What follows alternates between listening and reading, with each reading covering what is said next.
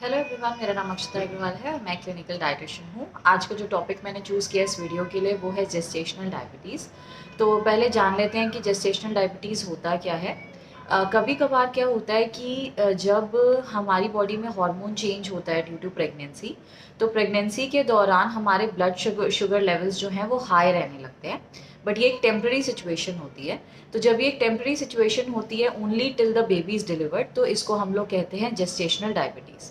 इसको कंट्रोल करना बहुत ही इंपॉर्टेंट है बिकॉज इस पे डिपेंड करता है कि अगर आपकी sugar levels during pregnancy control नहीं होते हैं तो बेबी की जो ग्रोथ है या उसकी जो नरिशमेंट है वो अफेक्ट होती है।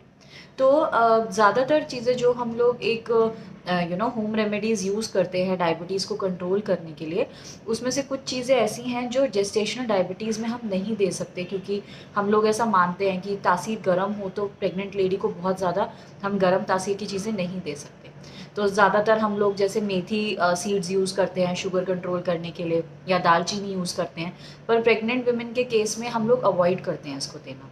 तो हम उसकी जगह क्या यूज़ कर सकते हैं जिससे कि जो शुगर है ड्यूरिंग प्रेगनेंसी कंट्रोल भी हो जाए और उनको कोई प्रॉब्लम भी ना हो। सबसे पहली चीज़ जो आप इंक्लूड कर सकते हैं वो है पिस्ता। जो पिस्ता होता है वो शुगर कंट्रोल करने में हेल्प करता है। ऑफ कोर्स आपको क्वांटिटी लिमिटेड लेनी है। तो प्रेग्नेंट वुमेन के केस में 6 to 7 पीसेस पर डे अगर आप अपनी डाइट में इंक्लूड करते हैं तो आपके जो शुगर कंट्रोल है आप देखेंगे वो इम्प्रूव हो जाता है। दूसरी चीज़ आप इंक्लूड कर सकते हैं करेले का जूस, यानी बिटर गॉर्ड का जूस। बिटर गॉर्ड का जूस जो है वो कम्प्लीटली सेफ़ है। जो डायबिटिक वुमेन है, स्पेशली जेस्टेशनल डायबिटिक वुमेन जो है वो इजीली इसको यूज़ कर सकती हैं। तो about 150 ml to 200 ml per day आप ले सकते हो। उससे depending on your sugar levels of course, उससे आपको शुगर कंट्रोल करने में बहुत हेल्प मिलेगी। तीसरी चीज़ जो आप सेफली यूज़ कर सकते हो वो है ओट्स। तो ओट्स को आप दो तरीके से यूज़ कर सकते हो। या तो आप ओट्स का फ्लार बना के रख लीजिए और उसको आप अपनी जो भी रोटी खा रहे हैं या चीला वगैरह खा रहे हैं उस प्रिपरेशन में ऐड कर लीजिए। या फिर आप ओट्स एज अ पॉरेज भी कंज्यूम कर सकते हैं। दोनों ही केसेस में आप देखेंगे कि आपके जो ग्लाइसेमिक कंट्रोल है वो ओवरऑल डे के वो बेटर हो जाएगी। अगली चीज़ जो आप यूज़ कर सकते हो वो है ग्रीन लीफी वेजिटेबल्स। और वेजिटेबल्स में भी सबसे इफेक्टिव जो है वो है ब्रोकली। ब्रोकली जो है क्रोमियम में रिच होता है और क्रोमियम जो शुगर लेवल्स हैं उनको कंट्रोल करने में बहुत हेल्पफुल होता है। फाइनली जो चीज़ आप ऐड कर सकते हो वो है डेयरी एंड डेयरी प्रोडक्ट्स।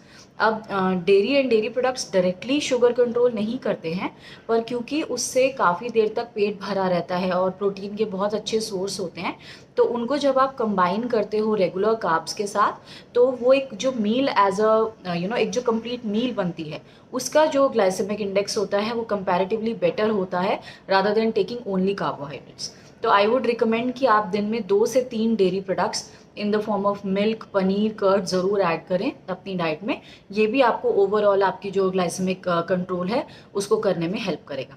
तो आई होप ये वीडियो आपके लिए यूज़फुल रहा हो। इसको ज़्यादा से ज़्यादा लोगों से शेयर कीजिए। बहुत सारे जो आजकल केसेस प्रेगनेंसी के आते हैं उसमें जेस्टेशनल डायबिटीज़ कॉमन होता जा रहा है ड्यू टू पुअर लाइफस्टाइल और स्ट्रॉन्ग डायबिटिक हिस्ट्री। तो ज़्यादा से ज़्यादा लोगों से इसको शेयर कीजिए और मेरे चैनल को सब्सक्राइब कीजिए। और अगर और भी कोई टॉपिक है जिस पे आप चाहते हैं कि मैं वीडियो करूं तो प्लीज़ उसको कमेंट सेक्शन में मेंशन कीजिएगा। आने वाले वीडियोस में मैं कवर करने की कोशिश करूंगी। मैं आपसे मिलूंगी अगले वीडियो में, तब तक के लिए थैंक यू। और मेरे चैनल को सब्सक्राइब कीजिए ऐसे हेल्पफुल कंटेंट।